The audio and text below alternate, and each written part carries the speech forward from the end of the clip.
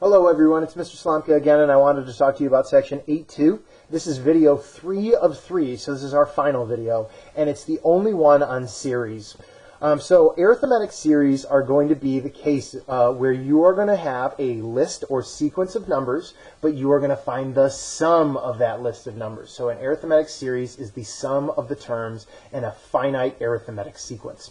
Now, in the last two videos, we had used that arithmetic sequence formula, which looked like this guy right here, and we're going to continue to use that formula in here, but we're also going to get a new one. So let's talk a little bit about that new formula. If you want to add up a lot of numbers together and you want a shortcut, this formula is going to be it. So now let's take a look at the formula. So to begin with, I want you to notice that this one starts with Sn, not An, but rather Sn. So that S is for series, or sum, or sigma. It is not for sequence, though. N right here represents the number of terms that you want to add up. So if you want to add up 5 terms, you put a 5 there. If you want to add up 18 terms, you put an 18 there. A1 and AN are going to represent specific terms. So A1 represents the very first term, or the initial term. AN represents the very last term. So that means there will be a lot of terms in between those that we're going to skip over, which is what makes this formula a shortcut. And then lastly, down here in the denominator, we're going to be dividing by 2. This portion of the formula right here should look like a mean or an average. What you're doing is you're adding two things and then dividing by the number of things that you are adding together. This guy is what makes it the sum instead of just being an average. Let's look at a couple of sigmas. So our first problem right here is written in sigma notation, which I know can be scary. Once again, remember, sigma means sum. And what's going to happen is we're going to be starting here at the first term, and we're going to be adding up everything until we get to the 15th term. This guy at the back right here is our rule that we use to build those terms. So let's talk about it in general. So this is what our list kind of looks like. Here's our first term and our second term and our third term and our fourth term and our fifth term, all the way up to our 15th term. Now, if you notice, there's plus signs here, not commas, because this is a series, not a sequence.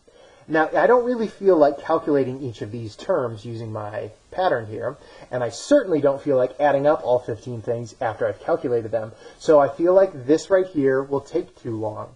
This would have been the technique we would have used in section 8.1. So in order to avoid all that lengthy process, not difficult, but certainly lengthy, let's see if we can use this formula right here. So the formula is great because you don't need as much. One of the things you need is you need to know how many terms you're supposed to be adding up. Since we're starting with the first term and we're going all the way up to the 15th term, we will be adding 15 terms together. That information comes specifically from what is above and below the sigma. Now, the next two things, these are very important and a little bit tricky for some people. A1 once again represents the first term and 15 represents the last term. You need to actually calculate these values. So this is going to take a little bit of elbow grease. You're going to want to take that 1 from the first term and plug it into our formula. So I'm using this formula, 9 plus 3i, and I'm going to use it to find out what my first term is. Then I need to use the formula all over again to find out what my last term is, or what my 15th term is. So I'm going to be doing that whole process a second time. 9 plus 3 times 15. That is going to give me 54. Okay, now that's all the real work that you need to do, so let's see if we can use our formula. So our formula starts off with the number of terms, which is going to be 15. Then we're going to use our first term, which was our 12. And we're going to skip all the middle terms, and we're going to jump right to our very last term, which is our 54. Then we always divide by 2. Now, when you're doing this work right here, it's super easy. Just follow your order of operations, and you'll be in good shape. So we're going to add and divide, and then we'll multiply last. 15 is the first number that we write down, but the last number that we use when we're multiplying or calculating. The sum is 495.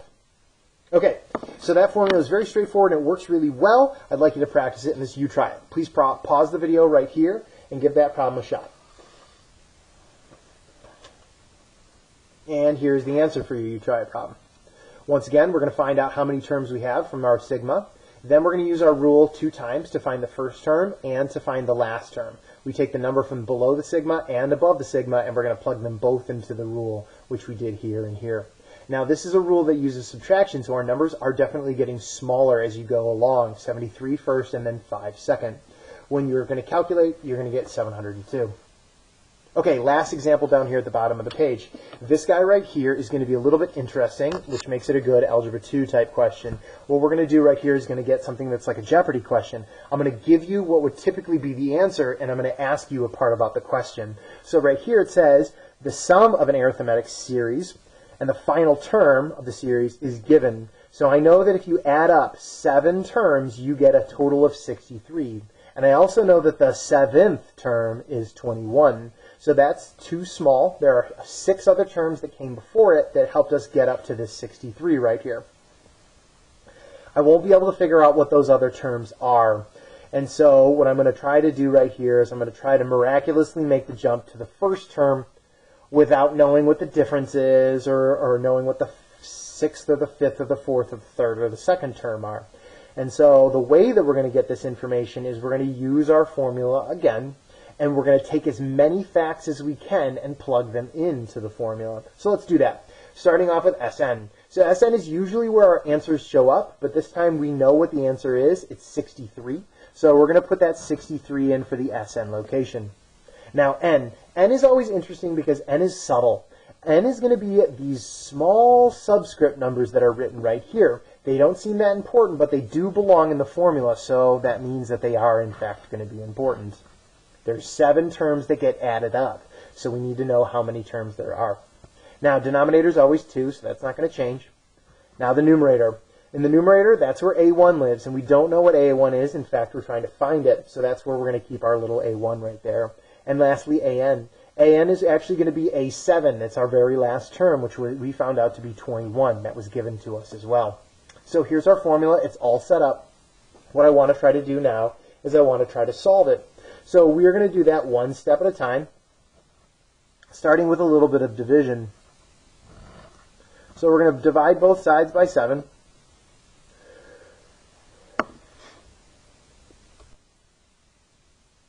And we're going to get 9.